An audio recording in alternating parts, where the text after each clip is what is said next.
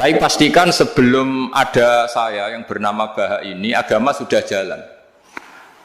Dan di daerah lain yang nggak kenal saya juga agama sudah jalan. Betapa tidak pentingnya saya di kawasan-kawasan yang nggak butuh saya, atau di era yang sebelum ada saya. Nah, dengan ilmu seperti itu orang pasti tawaduk, karena dia tahu daerah yang nggak ada saya ternyata ya ada masjid, ada agama. Periode yang sebelum ada saya juga agama jalan. Sehingga kita tidak kumo luhur, wah kalau nggak ada saya agama nggak jalan. Zaman Wali Songo tidak ada saya agama ya jalan. Ekonomi juga gitu. Kalau Anda pakar ekonomi yang mensejahterakan rakyat, cara tawadhu itu kalau nggak bisa dengan rasa, dengan ilmu. Sebelum ada kamu banyak orang kaya, banyak orang yang nggak kenal kamu juga kaya. Banyak periode yang saat itu udah ada Anda juga kaya.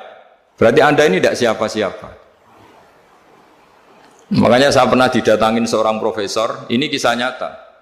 Gus, sebetulnya saya dengan bapak saya itu pinter mana? Bapak saya itu udah tamat SD, tapi saya bisa profesor. Saya ini profesor, anak saya naik kelas saja sudah senengnya bukan main.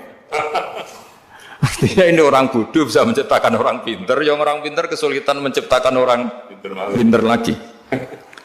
Nah, kalau kita tidak bisa tawaduk secara rasa, tawaduklah secara ilmu. Ikhlas juga gitu, saya sering ngajarkan ikhlas di beberapa kesempatan ngaji. Kalau Anda tidak bisa ikhlas secara rasa, ikhlaslah secara ilmu, pasti bisa, bukan mungkin bisa, pasti bisa. Secara ilmu, makanya di Quran disebut fa'lam annahu la ilaha illallah. Ilmu, fa'lam itu dari kata ilmu. Saya beri contoh, saya mulai kecil sampai sekarang saya sekitar umur 50 tahun. Mulai kecil sampai sekarang itu ya bilang kalau kertas ini putih. Itu ya ada yang gaji, ada yang bayar. Tapi saya selalu bilang kertas ini putih. Yang hitam ya saya katakan hitam, yang merah saya katakan merah. Kenapa? Karena itu fakta. Saya ulang lagi, karena itu fakta. Sehingga saya untuk mengatakan putih tidak perlu ada yang bayar. Sehingga ketika kita latihan sholat, latihan ibadah, dan mengakui Allah itu sebagai Tuhan kita akan malu. Loh, faktanya Allah itu kan Tuhan, mau mengatakan fakta kok minta upah, ini gimana? Kita mengatakan Allah Tuhan itu sama dengan mengatakan kertas ini putih, sama-sama itu fakta. Nah, kenapa untuk mengatakan Allah Tuhan nunggu? Bah, saya ini Tuhan kamu. Ya nunggu dulu Gusti, kalau engkau masukkan kami ke surga, engkau Tuhan, kalau enggak ya enggak jadi. Itu tidak bisa seperti itu, ya Allah tetap Tuhan. Nah, kalau Anda tidak bisa ikhlas secara rasa, ikhlaslah secara ilmu.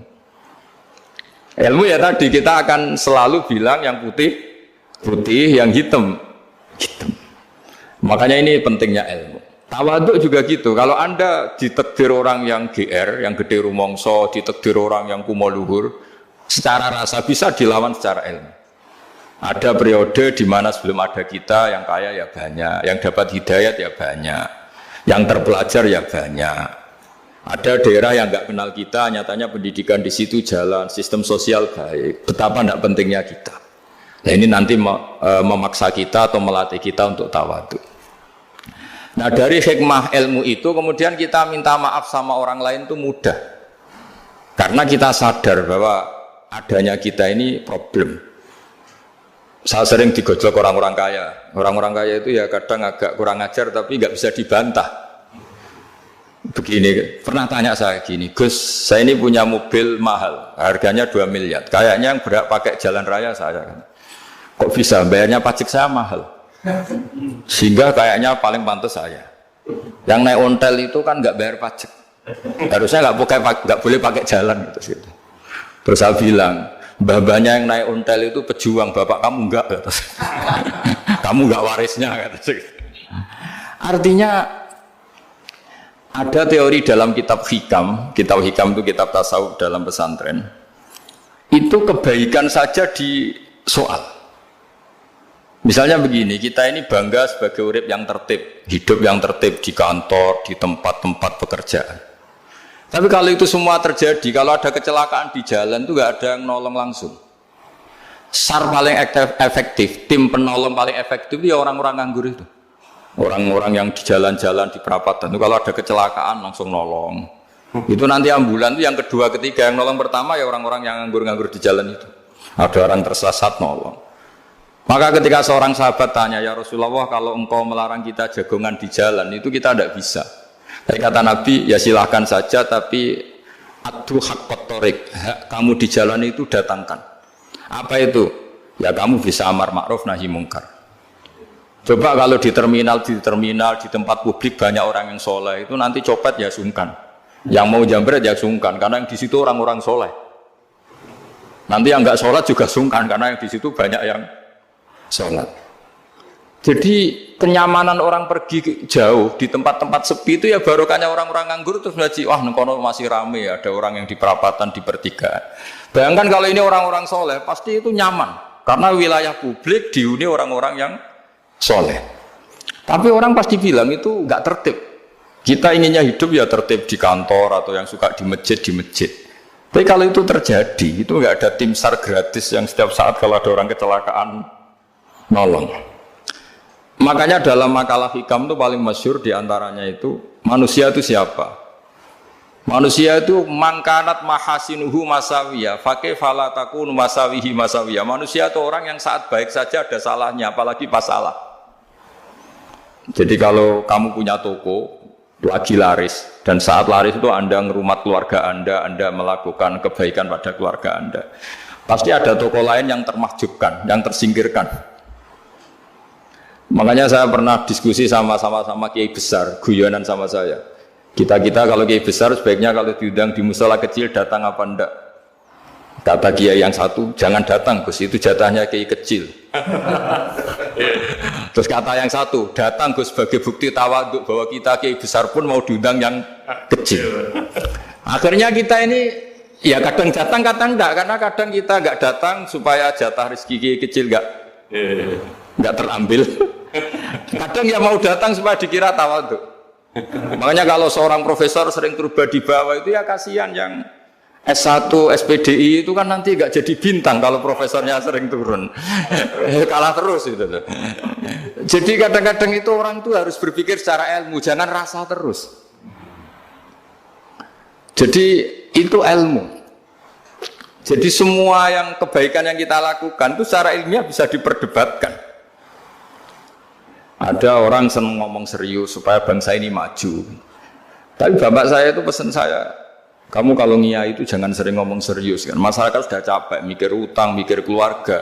Udah gitu sowan kiai dijak ngomong serius lagi nanti capek kan.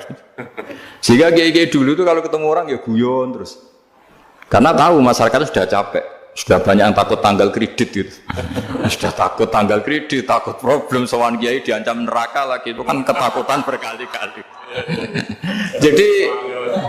Jadi makanya ini kan kebaikan itu dievaluasi karena kita tidak nabi, tidak wali. Jadi kalau kata hikam itu apa yang Anda kira baik itu ada masalah, apalagi sedang masalah. Saya sering cerita ada orang suami istri harmonis sekali.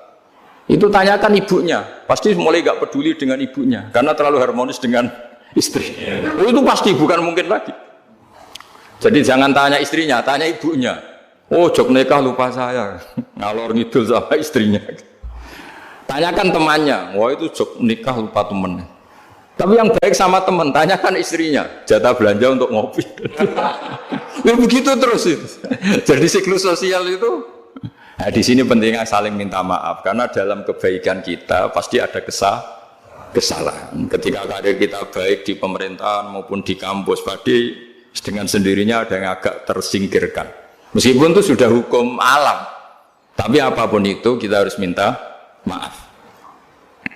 Makanya banyak, saya sering cerita berkali-kali, dulu itu ada dua nabi yang seangkatan. Itu luar biasa debat ilmiahnya, tapi debat baik. Mulai dulu ya ada polemik itu ya mulai dulu ya ada.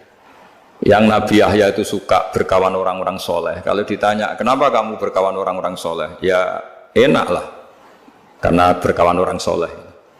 Yang Nabi Isa sering berkawan orang-orang yang gak jelas. Ditanya, kenapa Anda suka berkawan orang-orang yang gak jelas? Innama ana tabibun udawil mardo. Nabi dan kiai itu ibarat dokter, ya tentu menyembuhkan yang sakit. Kalau Anda seorang dokter, pasti neliti daerah-daerah pandemi, masa neliti daerah sehat? Nah, jadi Dulu bapak wasiat ke saya gitu, gue nak jadi kiai gue bengkel, jadi kiai itu kayak bengkel. Kalau nggak siap dadani orang nggak jelas ya jangan jadi kiai. Gitu. Itu ya, tapi kan masalahnya kita sendiri solehnya pas-pasan, takut terkontaminasi. Jadi yang jelek bukan jadi baik, kita yang baik jadi jelek. Nah itu kan mulai dulu ya polemik, sejauh mana kita punya kekuatan untuk tidak terpengaruh yang negatif. Yang negatif terpengaruh kita menjadi positif. Jadi ini cerita-cerita sawalan bahwa dalam kebaikan kita itu ada kesalahan. Maka kita tetap istighfar, tetap saling minta maaf. Dulu bapak saya kalau diceritain ada seorang kiai sampai sepuh jadi imam masjid, istiqomah sekali. Dulu bapak saya itu guyu. Ya istiqomah, tapi wong liya terus ra iso dadi kader. Jadi calon-calon kiai ini sudah putus asa karena nggak pernah punya kesempatan jadi imam. Jadi di balik istiqomah itu ya ada memakjubkan orang lain. Makanya alhamdulillah di Indonesia itu ada pegawai pensiun. Kalau ndak habis itu. Karena yang anyar-anyar itu mesti ini kurang pengalaman, ini kurang senior. Tapi baru kan ada pensiun kan gantian. Tapi masalahnya di dunia kiai itu udah ada pensiun. Tambah sepuh tambah mantap, tambah sepuh tambah mantap. Nah itu sebaiknya ya mulai mundur-mundur sedikit dari imam masjid itu. Ya nyari-nyari yang lain lah supaya ada kaderisasi, ada. Jadi intinya itu di balik kebaikan yang kita lakukan pun itu ada masalah sehingga kita butuh istighfar. Di sini pentingnya dawuhnya para wali-wali, dulu ada istilah wastighfaruna yahtaju ilal istighfar. Ketika kita minta maaf, sebetulnya minta maaf sendiri itu butuh minta maaf lagi. Minta maaf lagi itu butuh minta maaf lagi. Misalnya saya dengan Mas Hilmi ini akrab, pernah pakai uangnya misalnya. Itu kadang kita bayar itu malah tersinggung, kok kayak orang lain saja bayar. Minta maaf juga gitu, kalau kamu punya teman akrab, terus minta maaf resmi itu tersinggung. Kayak wong liya ae jaluk sepuro. Jadi kadang juk sepuro itu malah masalah. Itu kan sama, kamu punya teman akrab terus kalau mau main, assalamualaikum, sakit masuk nopo boten, angsal boten. Boleh enggak main? Itu mesti teman kamu tersinggung. Kok kayak orang lain saja. Artinya ketika Anda merasa benar karena protokoler ketika masuk ke teman, ternyata itu salah. Teman kamu maunya enggak protokoler karena sudah akrab. Tapi ketika kita merasa akrab, ternyata selonang-selonang dianggap problem, kita tidak pernah tahu.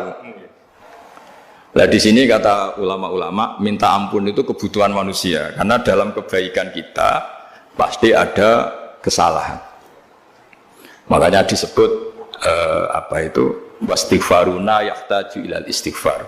Kita selalu diajari Rabbana dzalamna anfusana, ya Allah, kita ini selalu mendolimi diri kita sendiri. Jadi saat kita baik pun ada unsur kesalahan. Yaitu tadi, kalau Anda jadi orang pasti ada yang termahjubkan.